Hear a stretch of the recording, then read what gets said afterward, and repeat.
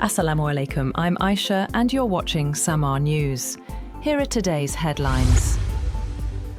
Preparations for technical negotiations between the United States and Iran have hit a roadblock after a planned meeting in Switzerland was called off, raising fresh questions about the implementation of the recently signed agreement aimed at ending months of conflict between the two countries. According to a statement issued by Switzerland's Foreign Ministry, talks that had been scheduled for Friday at the Bergenstock mountaintop resort in Switzerland will no longer take place. The announcement followed confirmation from the White House that US Vice President J.D. Vance had withdrawn from a planned trip to Switzerland, where he was expected to meet Iranian negotiators and launch technical discussions on implementing the 14-point agreement reached between Washington and Tehran.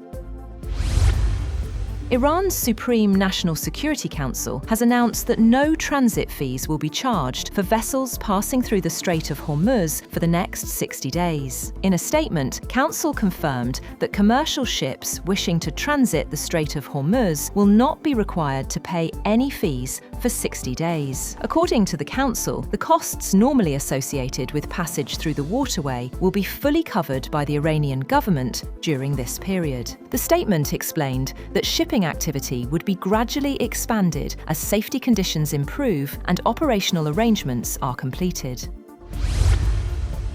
US President Donald Trump has described the Memorandum of Understanding with Iran as being close to Tehran's unconditional surrender, claiming the United States completely defeated Iran militarily while choosing a limited agreement to avoid a wider global crisis. In an interview to Axios, Trump said the war demonstrated American military superiority, but continuing the operation could have triggered a global economic shock by threatening the Strait of Hormuz and oil supplies. He warned that if the operation had continued, the Strait of Hormuz could have remained closed, threatening global oil shipments and raising the risk of a worldwide economic depression.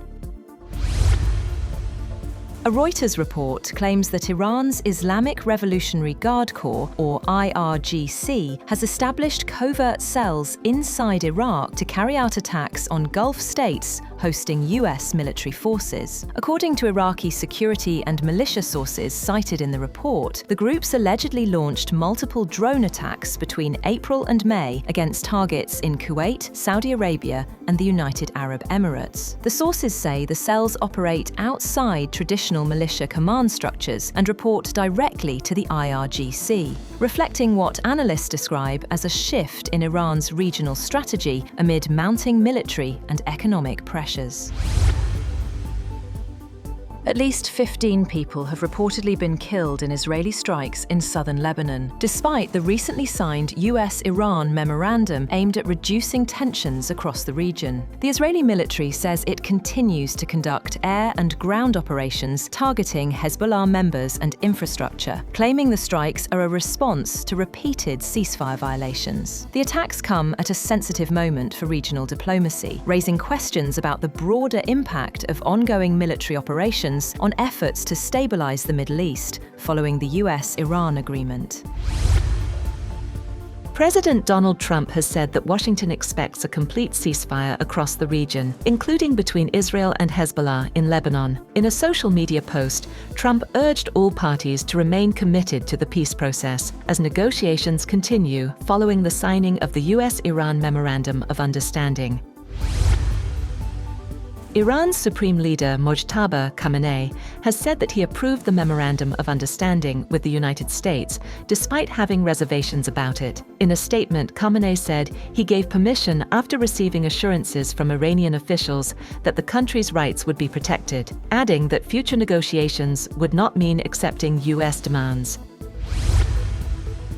Meanwhile, Iran's chief negotiator, Mohammad Bakr Kalibaf, says that the Strait of Hormuz will not return to pre-war conditions following a peace deal with the United States. Speaking on Iranian media, Kalibaf said Iran would still operate within international law and rules of navigation, but insisted the situation in the strategic waterway has fundamentally changed. He also referenced a reported US-Iran memorandum, saying $300 billion in investment has been allocated for Iran, including reconstruction funding.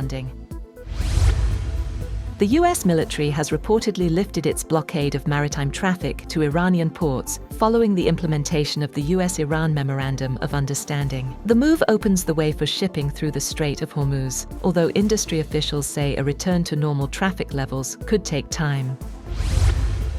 That's all for now. For more updates, visit www.samaa.tv. Thank you for watching SAMAA News.